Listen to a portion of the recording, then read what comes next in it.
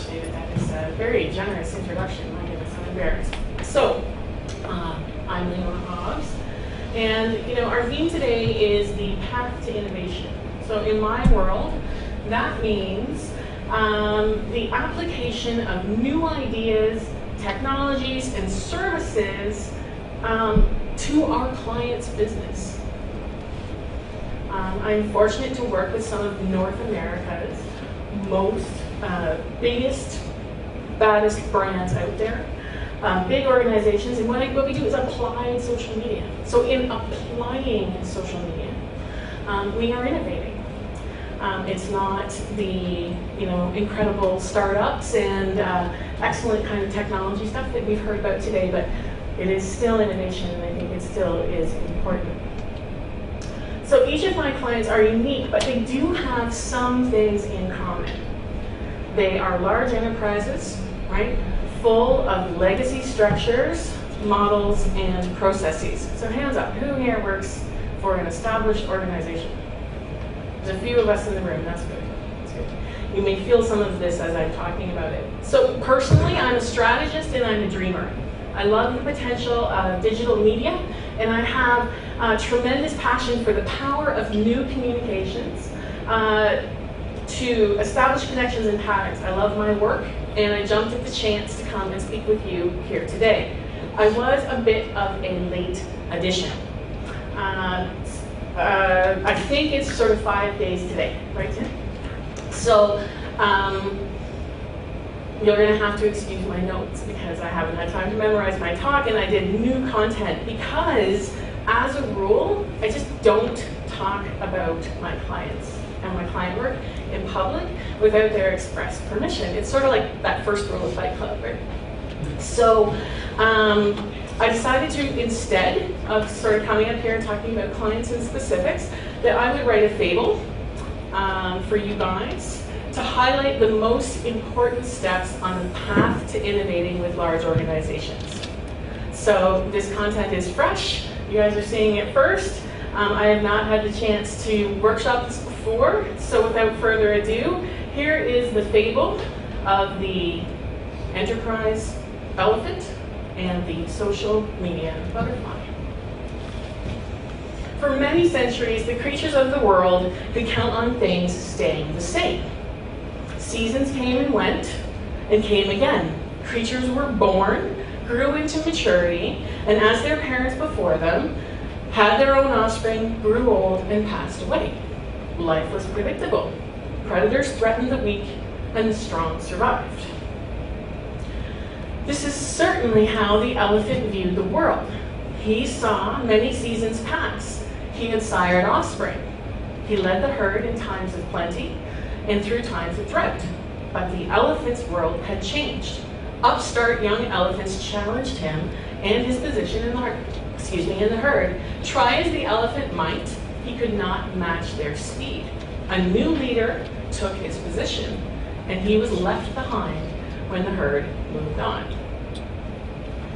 The caterpillar was not content with the way things had always been. She saw potential in new ways and dreamed about how the world could change. She believed she could chart her own path, establish connections, and do things differently. And so the caterpillar underwent a remarkable transformation. No longer did she need to crawl. She was now a butterfly and could fly great distances, see many of the changes in the world, and share her ideas to help others. So the butterfly flew on the wind and saw the beauty of the trees and the flowers. She talked to many of the creatures she met.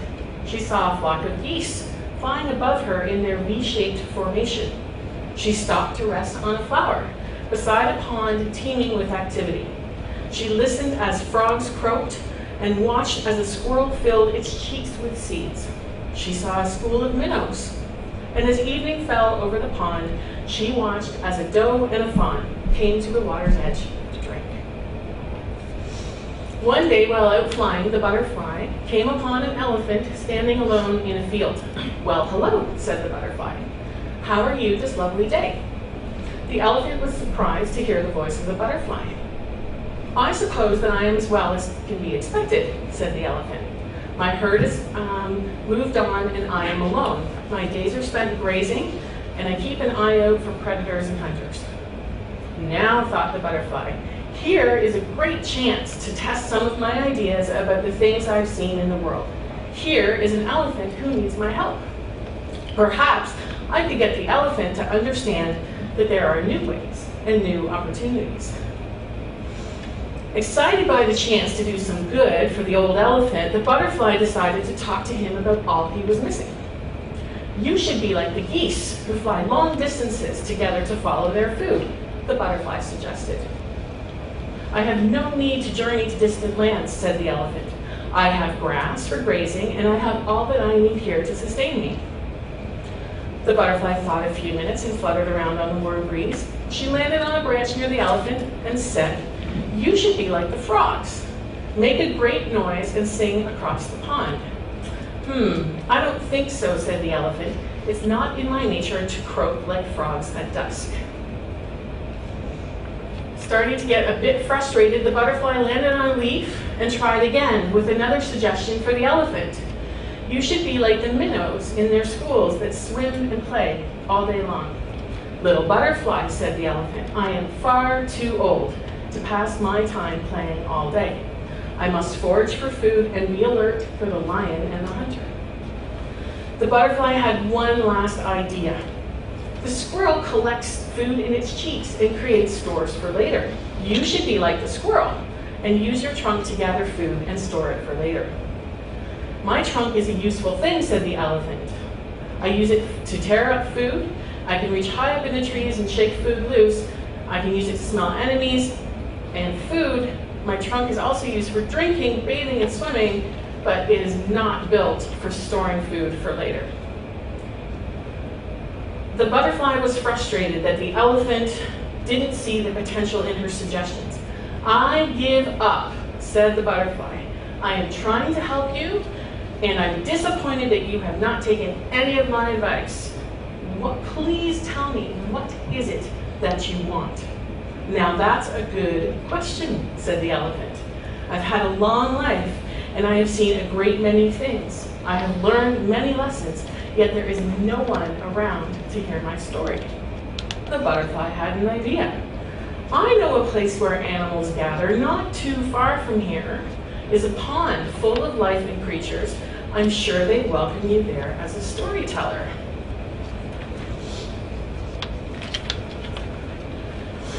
The elephant was quiet for what seemed to the butterfly a very long time.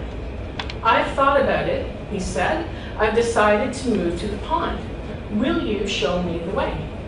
And with that, the butterfly was off to guide the way to the pond, and the elephant regaled her with stories of his life's adventures as they traveled together. So in the end, the butterfly learned that the elephant was wise as well as strong. And the elephant learned from the butterfly that there are new ways to solve problems. The moral of the story is that only by listening first and placing ourselves in the other's shoes can we lead them to change. So in this fable, I am, of course, the butterfly, and I would suggest that there are a number of butterflies here in the room as well. So, we live and breathe innovation, and we can very easily get caught up in the new. Lots of ideas and become excited by the next big thing. Today, it might be group buying and location-based marketing. Tomorrow, it could be social gaming and brand content marketing. Innovation with new technology is our passion, and these are exciting times. And many of my clients and some of your organizations are like the elephant. They see the world changing and are unsure of what path to take.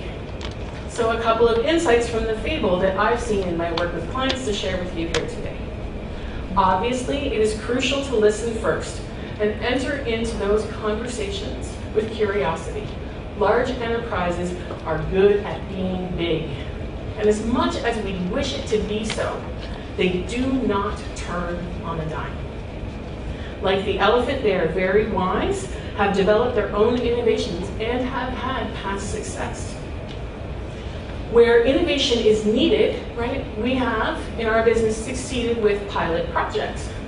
Eventually, though, the successful pilot needs to be brought into the organization's structure. This can be very difficult in a disruptive transition. So an example, the application of emerging paid social media marketing means that ad formats like Twitter's new promoted platform is sort of real-time convergence of owned, earned, and paid media. We butterflies say, bring it on. The results are awesome. Let's go.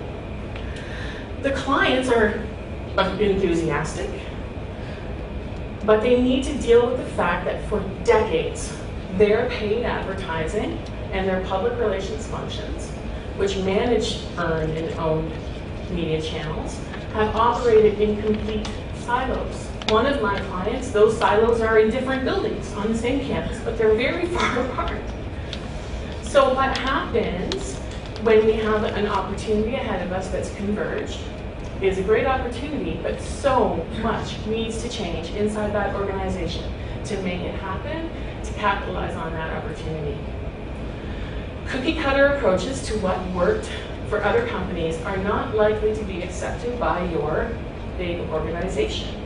And in my experience, it's far better to invest to understand your client's organization, their objectives, plans, previous successes, culture, and an appetite for change. By all means, cite examples of and refer to best practices, but that's not the ideal place to start as the butterfly learned. There is potential appetite inside large organizations to evolve to meet new markets and opportunities, but there are some common barriers. Right? How to measure efforts and integrate the new with the existing KPIs. Lack of knowledgeable staff and the requirement to build capacity and capability inside their organization. Technical complexity, the need to reconcile the new with the legacy systems. Also, nomenclature is a challenge. What is social media? What is mobile? These are ambiguous terms. The clients understand CRM. Clients understand retention marketing. So what are we talking about with our clients? And what's the best way to position a new idea so that it gains acceptance? For example, is it an internal collaboration technology that is going to drive increased knowledge management and productivity?